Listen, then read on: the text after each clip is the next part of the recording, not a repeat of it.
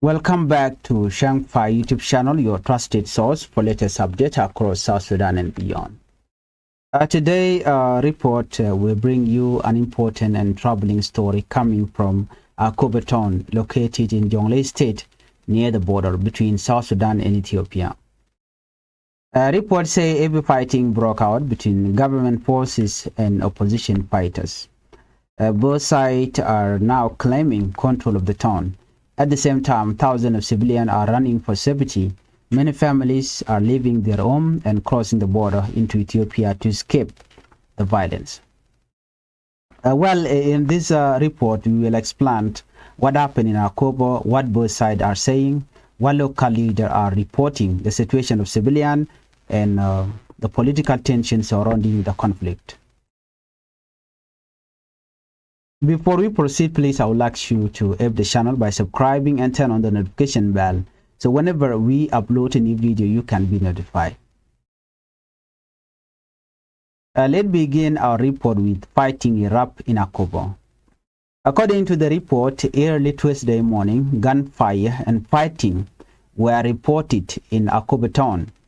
Government soldiers, SPLA, from South Sudan People Defense Forces move into the area. Soon after entering the town, they clashed with fighters from the SPLA, which is the army group linked to the opposition movement by President Dr. Riek Machar.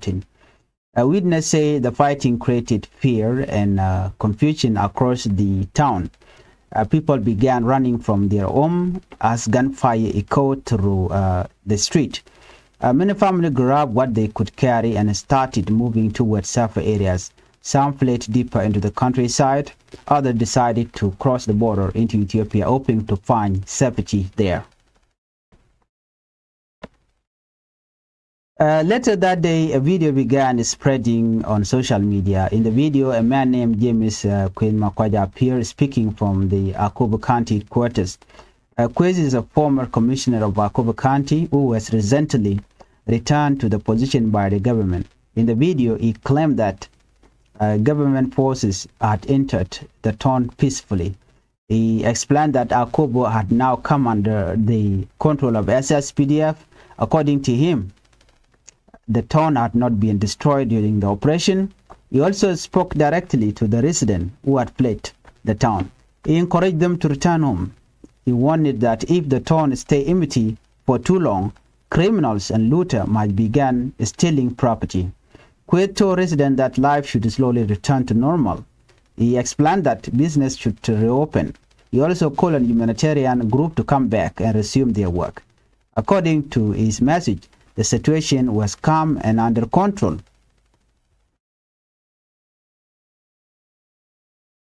In the same video message, Kwesi spoke about the presence of opposition fighters.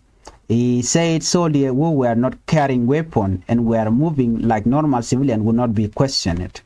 He asked everyone in the town to avoid areas where there was gunfire. He also warned civilians to stay away from army fighters to protect their own safety. Queen Makwaj claimed that most shops in the town were still standing. However, he said some shops had been looted during the chaos. He encouraged traders and shop owners to reopen their business so that daily life could continue again. He also asked phone companies to restore mobile network service so people could communicate again. At the end of the message, he said he was happy to return to his office. He thanks the government soldier and local leader for helping to secure the town. He also announced that church service and humanitarian aid operation could restart in the coming days. However, the situation around James Queen Makwaja is complicated. Earlier this year, he was removed from his position as Akobo County Commissioner.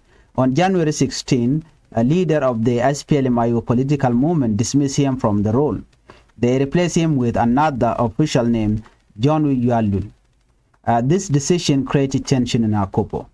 At first, Kwesi refused to step down, but after discussion with local leaders and elders, he eventually agreed to leave office. That agreement was reached around January 21st, Now, many people are asking question, why has he returned, and which political group does he now support? Some believe he may now be aligned with the government-backed faction of the SPLA. Others believe he still supports the faction led by acting chairman Nathaniel Oyet, which is lie. At this moment, the answer is still unclear. According to the information, another video appeared earlier on the same day. In that video, Quaid was seen standing at a temporary government military base called Weidang before moving to Akobo town. This location is only a few kilometers west of Akobo town.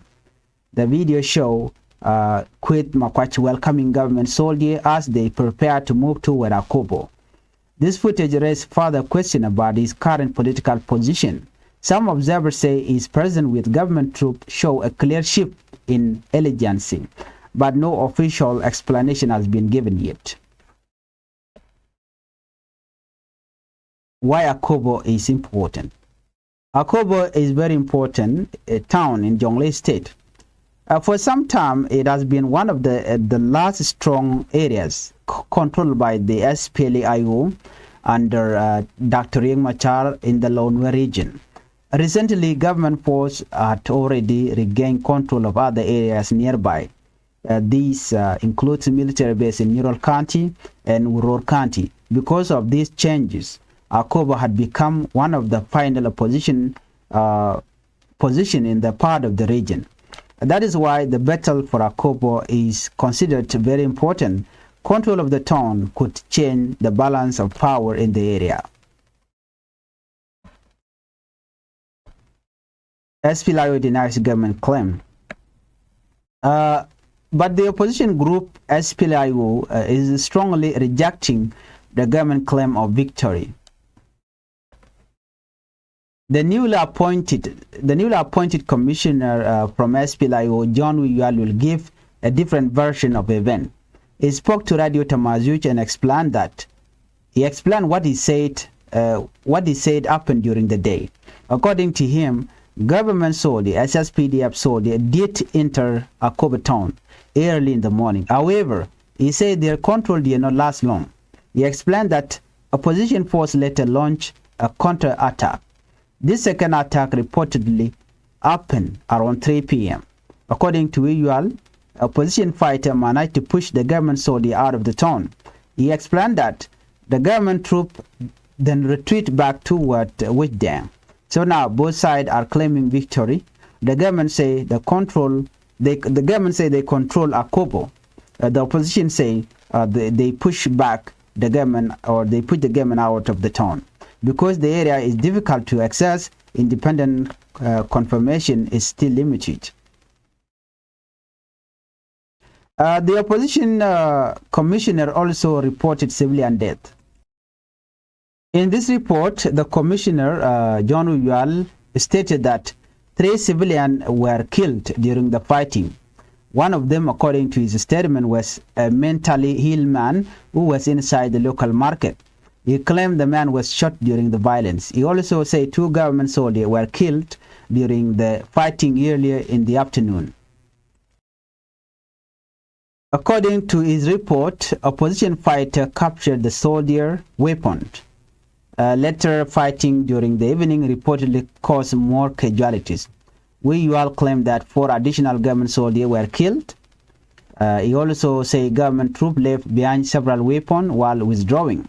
These include 4 AK-47 rifles, 1 RPG launcher. Again, these reports have not been independently confirmed. Let's look at the situation, the humanitarian situation. The situation for civilians is extremely serious. Akobo County has a population of about 245,000 people. Many of them are already displaced from earlier conflict in Jonglei State. Now, 1,000 more families are running again. A report says a large number of civilians have started crossing the border into Ethiopia. This movement began after a 72-hour ultimatum issued by the military expired.